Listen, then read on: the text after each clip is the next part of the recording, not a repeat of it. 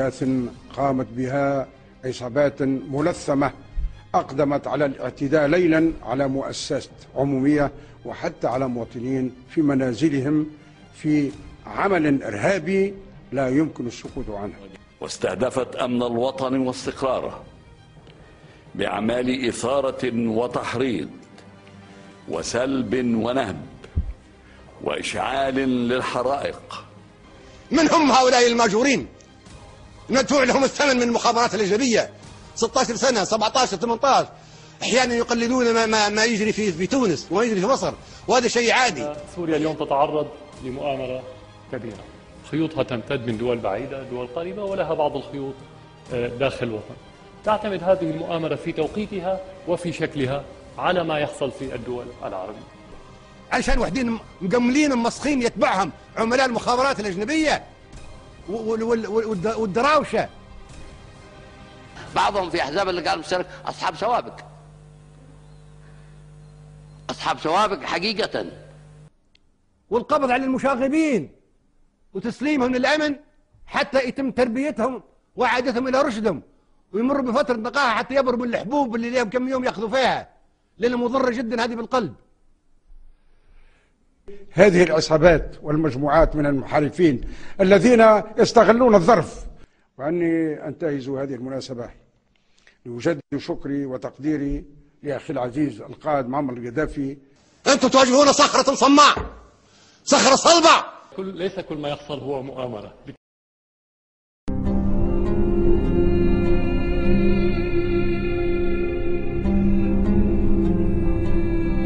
منطلق هذه الأحداث حالة اجتماعية نتفهم ظروفها وعواملها النفسية. انتم الآن عندكم شركات في ليبيا تنفذ بمشاريع ب 200 مليار، هذه انتهت راحت.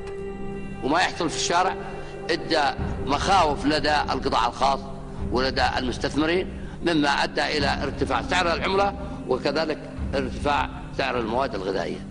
مش هنلقوا خبزة اليوم، الخبزة طرف الخبزة في البيضة بدينار ونص اليوم، بعد اسبوع هيبقى ب 100 دينار، بعد سنة هيبدا حق الخبز بحق الذهب في ليبيا.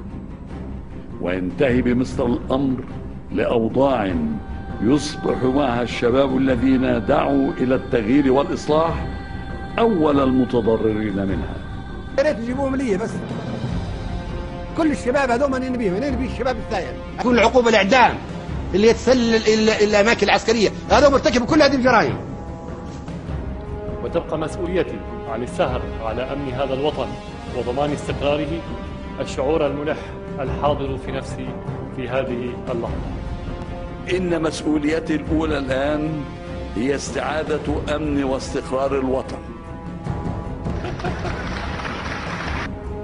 إن أحداث الأيام القليلة الماضية تفرض علينا جميعا شعبا وقيادة الاختيار ما بين الفوضى والاستقرار، وتمسككم بالأمن والاستقرار تبدأ القاعدة التمركز في ليبيا. إذن نبدأ حرب أهلية وفي حد يسلم الحد وانت قاتل. نحن لن نستخدم القوة بعد. يعني بدل ما نبكي على 84 قتيل سنبكي على مئات الآلاف القتل.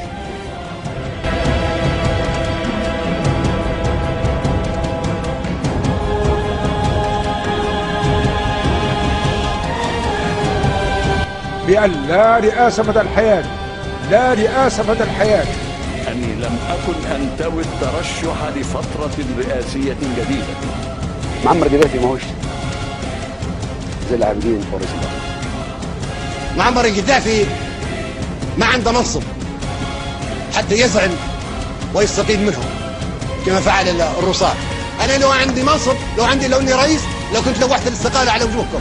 أما نحن القيادة لا نريد السلطة ونحن بحاجة إلى السلطة. إنني لم أكن يوما طالب سلطة أو جاه.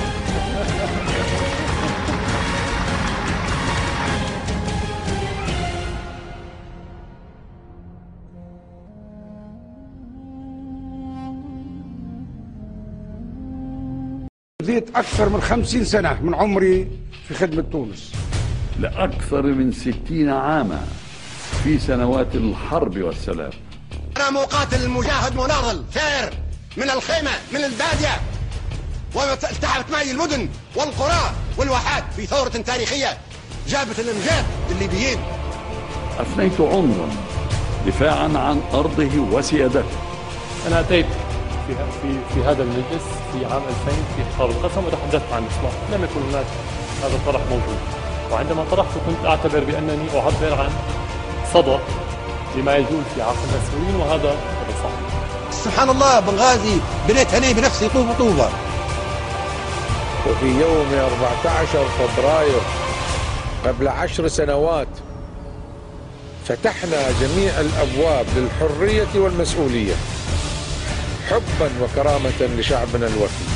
إنني لم أكن يوما طالب سلطة أو جاه. إن معمر القذافي هو النجم.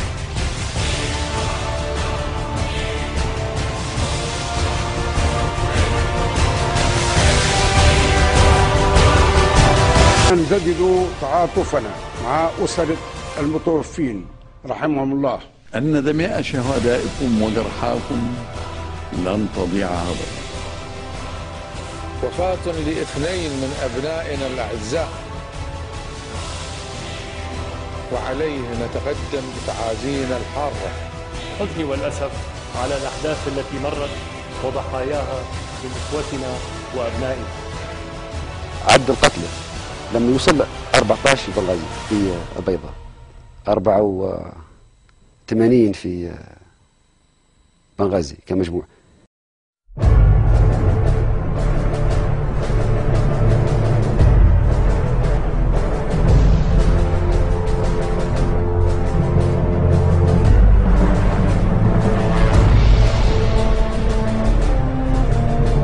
نريد أن نقلد ما حصل في تونس ومصر، وهنا أرجوكم الانتباه، ليبيا ليست تونس ومصر. في نفس الوقت نحن لسنا نسخة دول أخرى ولا في دولة تشبه الأخرى، لكن نحن في سوريا لدينا خصائص ربما تكون مختلفة أكثر في الوضع الداخلي وفي الوضع الخارجي.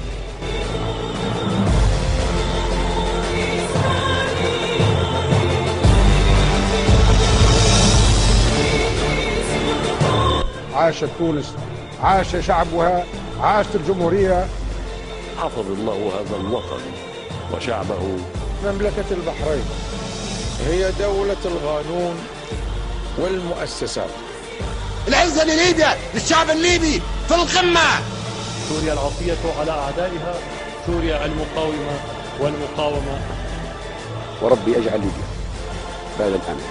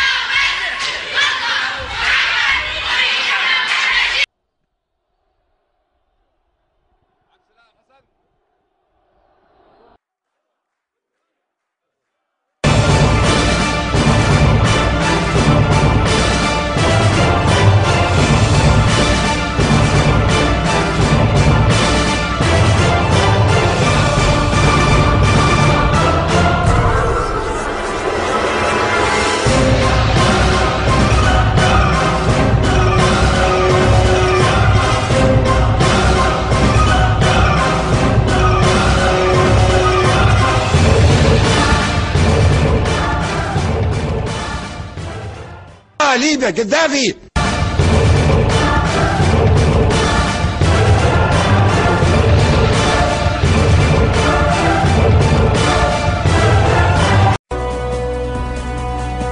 الشعب يريد اسقاط النظام، الشعب يريد اسقاط النظام، الشعب يريد اسقاط النظام، الشعب يريد اسقاط النظام، الشعب يريد اسقاط النظام، الشعب يريد اسقاط النظام. الشعب يريد إسقاط النظام. الشعب